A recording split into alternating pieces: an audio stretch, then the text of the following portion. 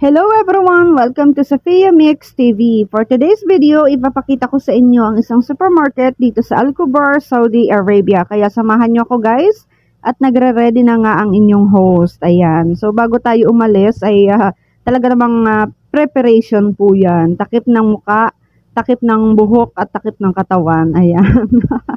So guys, sa videong ito, ipipictured ko sa inyo yung isa sa mga supermarket dito na kung tawagin natin ay Pinoy Supermarket.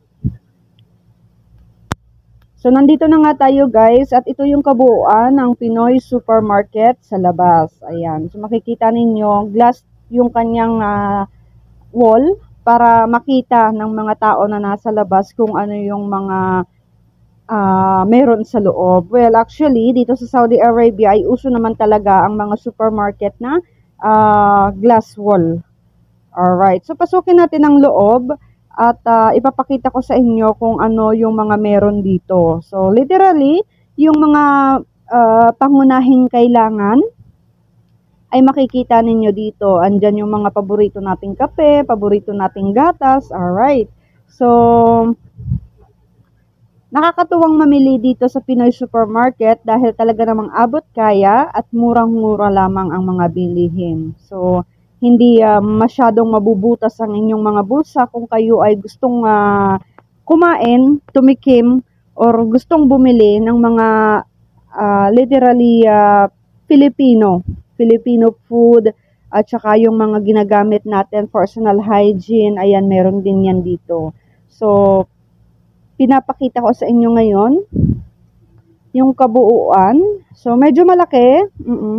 So, medyo malaki yung ating supermarket. Ayan. So, makikita ninyo dito yung mga brand ng mga Philippine food, Philippine drinks, at marami pang iba. So, pag pumunta kayo dito, hindi na kayo mag-worry dahil talagang lahat ng kailangan ninyo ay makikita ninyo dito. Ayan. Mga gamit sa pagluluto, mga dilata, ayan, may mga tuyo pa nga dito. At ito yung kumuha ng attention ko guys, yung mga pagkaing Pinoy, kagaya ng hopya, kagaya ng mga kakanin, mga mani, ayan. So, meron din sila niyan dito. Especially guys, meron din sila dito ng mga Filipino brand na mga pang-ulam, ayan, mga frozen products, like mga embutido, mga hot dogs, ganyan. So, lahat din ng klase ng inumin and meron din sila dito. Kahit nga mga prutas at mga gulay ay kumpleto din sila dito.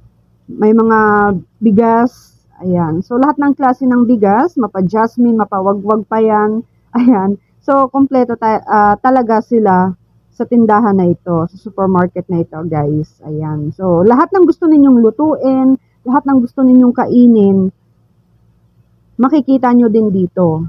Alright.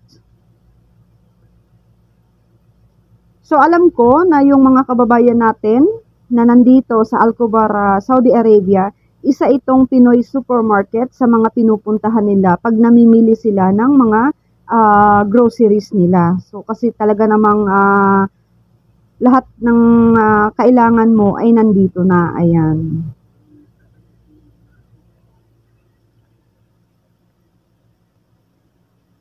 Nakakatuwa din ang supermarket na ito dahil talaga namang marami silang mga special promo. Ayan. So, iba-iba ang mga promotion nila. Depende sa araw kung kailan ka pupunta. Ayan. So, meron din silang mga bulak. Ayan, o, diba? Yung mga sabon, ayan, kumpleto sila.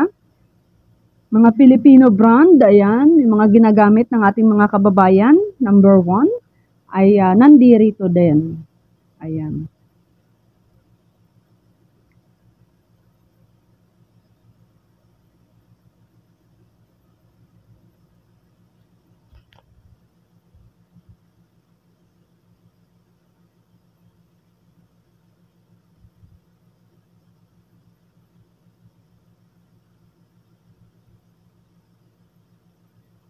At kahit anong klase ng shampoo dito, meron din. Kumpletong-kumpleto. Kaya nga guys, sa mga hindi pa nakakaalam ng Pinoy Supermarket dito sa Al-Kubar, Saudi Arabia, tara na. Pasukin natin ito at makikita ninyo lahat ng hinahanap ninyo dito. Actually, ako isa lang naman hinahanap ko, jowa. Yun lang ang hindi natin makikita dito sa Pinoy Supermarket. Inikot ko na ang buong supermarket, ang buong Pinoy Supermarket, pero ang jowa hindi ko talaga makita kung nasaan.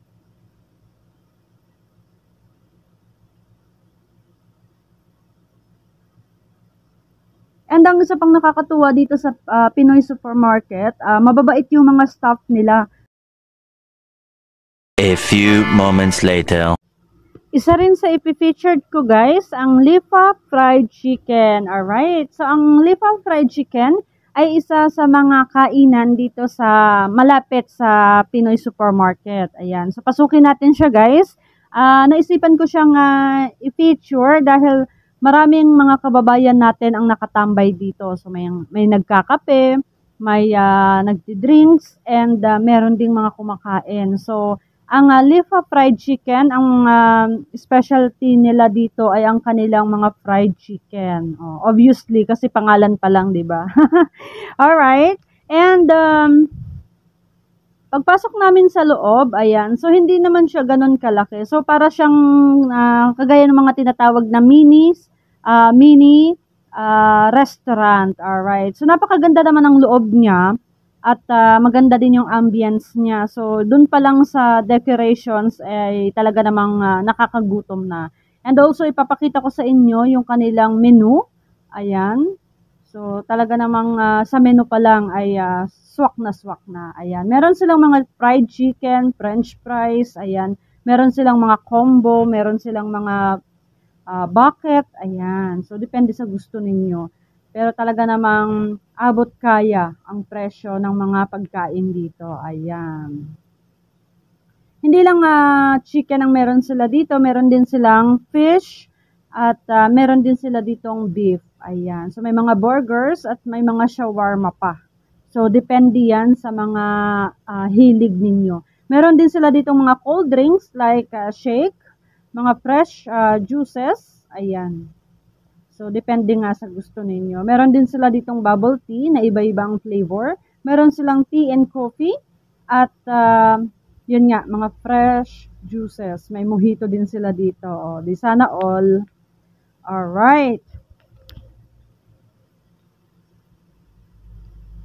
Nakakatuwa yung ambience ng mini restaurant na ito dahil may mga pa-TV pa sa taas. O, diba? Ang lakas makasosyal. Pero abot kaya naman ang presyo ng mga pagkain dito. So talagang pinakita ko sa inyo yung mga designs at yung itsura ng kabuuan ng Lifa Fried Chicken. Ayan. So nakakatuwa kasi malinis talaga siya as in.